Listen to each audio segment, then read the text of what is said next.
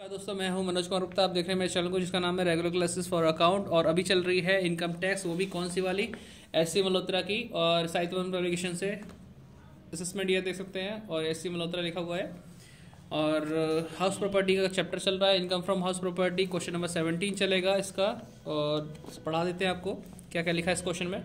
तो देखो बेटा, अगर फ्रेम नहीं दिख रहा है तो थोड़ा सा अभी नीचे करते हैं।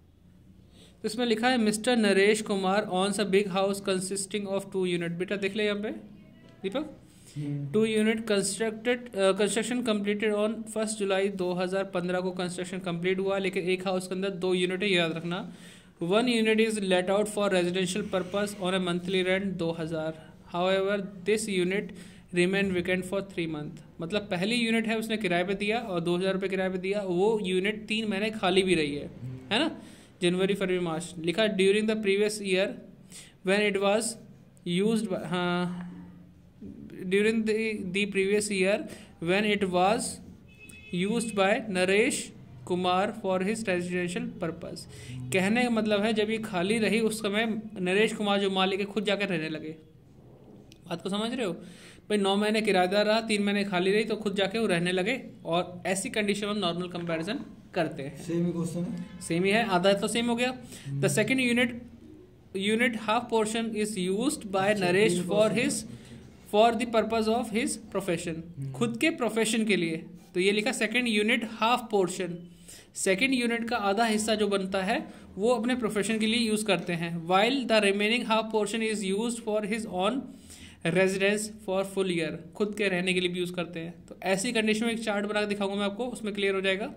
His expenses regarding the house work दे रखा है, म्यूनसिपल टैक्स दे रखा है, 10,000 रुपये का टैक्स बनता है, 20% ऑफ म्यूनसिपल वैल्यू। यानी 10,000 जो टैक्स बनता है 20% किसका होता है? म्यूनसिपल वैल्यू का। तो हम इससे म्यूनसिपल वैल्यू भी निकाल सकते हैं। कैसे? 10,000 को 20 से डिवाइड करेंगे, 100 से मल्टीप्लाई कर देंगे, आ जाएगा हमारा। ठीक है।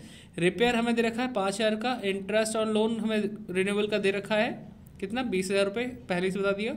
ग्राउंड रेंट का हम कुछ करते नहीं, एनुअल चार्ज का हम कुछ करते नहीं, दे रखा बस। और फायर इंश्योरेंस प्रीमियम भी दे रखा है। और हमें इनकम फ्रॉम हाउस प्रॉपर्टी निकालनी है। तो इसे सॉल्व करते हैं, दिखाते हैं क्वेश्चन नंबर 17 कैसे हो रहा है। तो बच्चों यहाँ पर मैं आपको एक चार्ट बना, ये मैंने लिखा computation of taxable income from house property का HP कर दिया मैंने शॉर्ट फॉर्म, बाकी आप फुल फॉर्म लिख सकते हैं।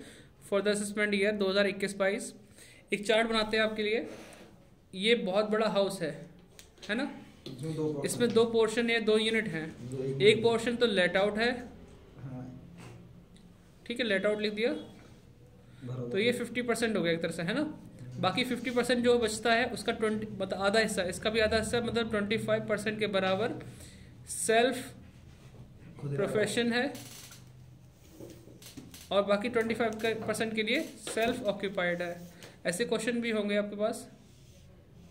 ऑक्यूपाइड, तो नाम बड़ा हो गया, ध्यान रखो। तो कैसे किया हमने? एक बड़ा हाउस बनाया, उसका आधा हिस्सा लेट आउट के लिए, बाकी आधे हिस्से में आधा हिस्सा जो बचता है 25% वो सेल्फ प्रोफेशन, बाकी 25% सेल्फ ऑक्यूपाइड। तो ये भी अच्छा क्वेश्चन होता है हमारे करने के लिए। तो अभी हम जो इसे फर्स्ट पोर्शन करेंगे 50% वाला सॉल्व करेंगे। 50% of house is used for let out, ठीक है। तो इस कंडीशन में हम लिखेंगे पहली चीज वही म्युनिसिपल वैल्यू,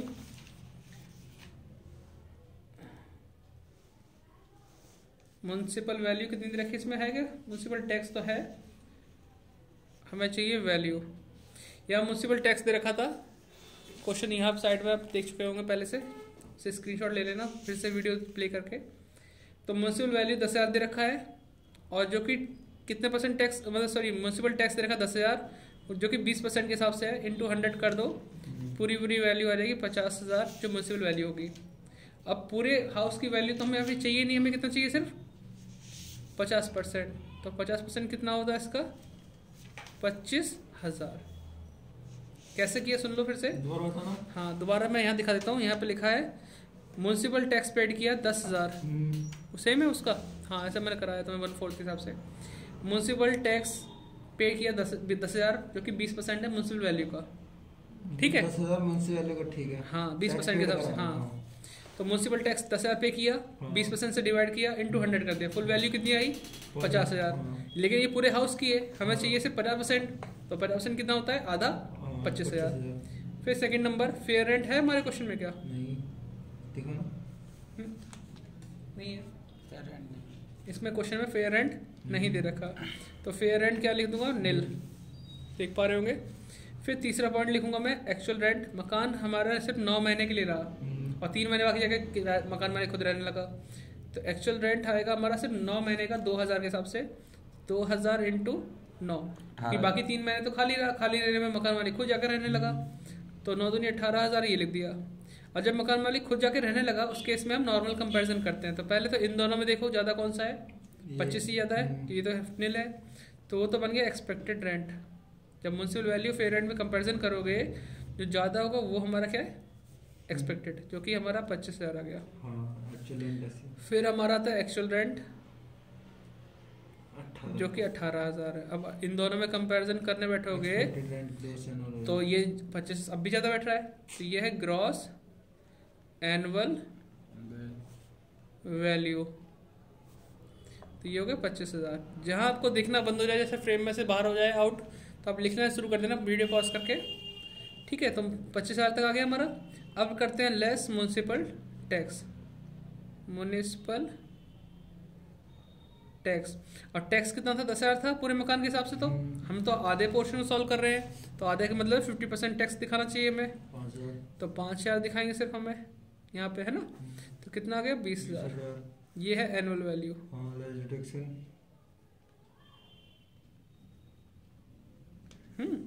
लेस डिडक्शन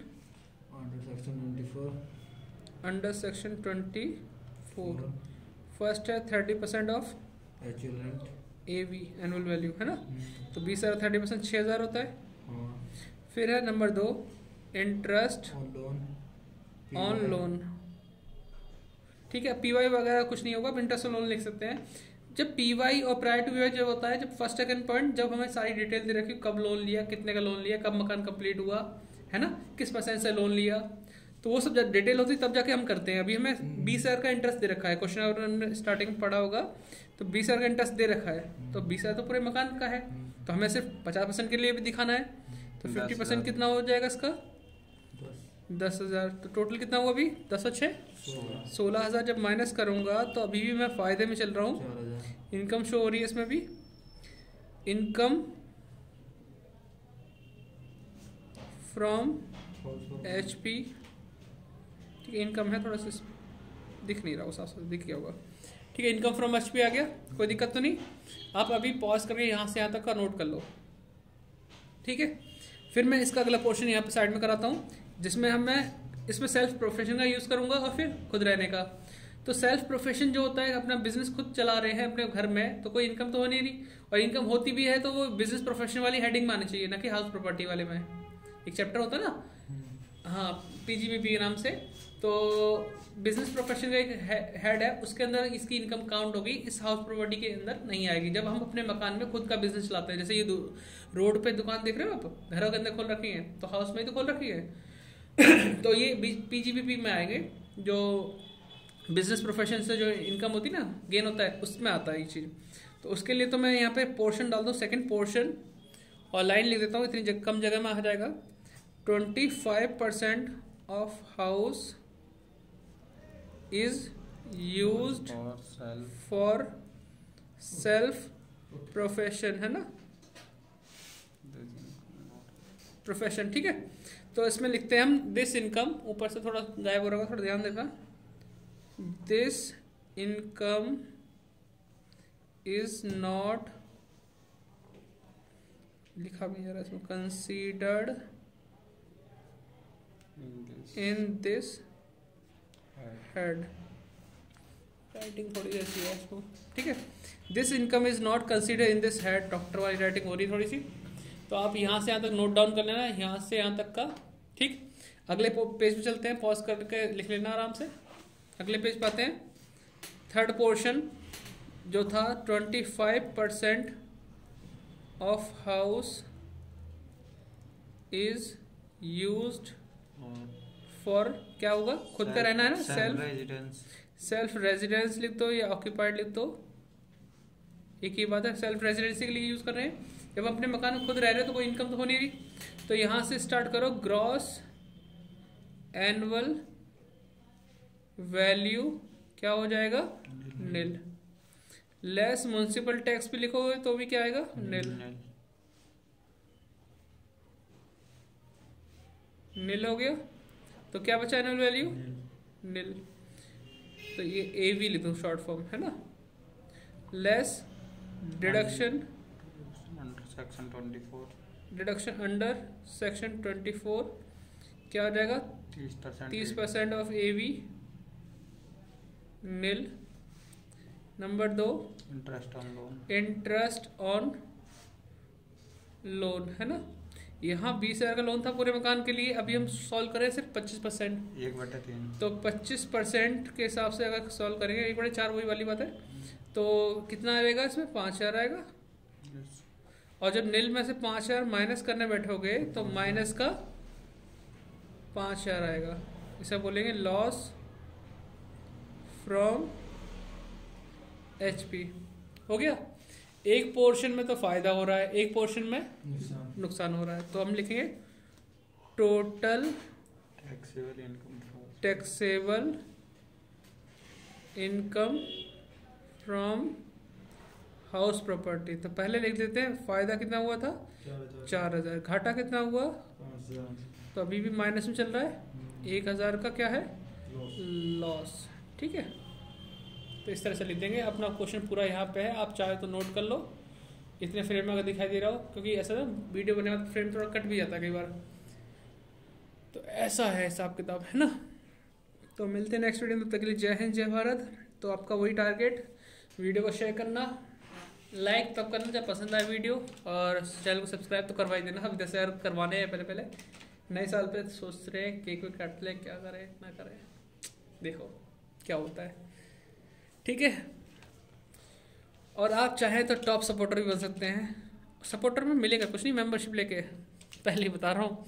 बस ये है कि सुकून मिल जाएगा कि हाँ कुछ लोग तो हैं जो सपोर्ट करना चाह रहे हैं इस फ्री वाली कंटेंट को आगे तक चलने के लिए। ठीक है, 159 की मेंबरशिप है, ले लो और टॉप सपोर्टर बन जाओ, जिनका नाम हम अगली वीडियो में अनाउंस करेंगे, जो भी टॉप सपोर्टर बनेंगे। Bye bye.